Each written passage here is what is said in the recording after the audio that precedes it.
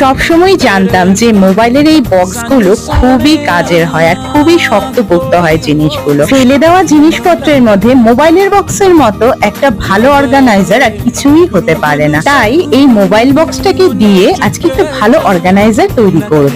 তো মোবাইলের বক্স তো লাগবেই, সাথেই দুটো কার্ডবোর্ড সমান মতো কেটে নিলাম। এবার প্রত্যেকটা কার্ডবোর্ড আর মোবাইল বক্সটাকে গ্লু এর সাহায্যে খুব ভালোভাবে আটকে দিলাম। ঘন্টাখানেক রাখার পর জিনিসটা শুকিয়ে গেল।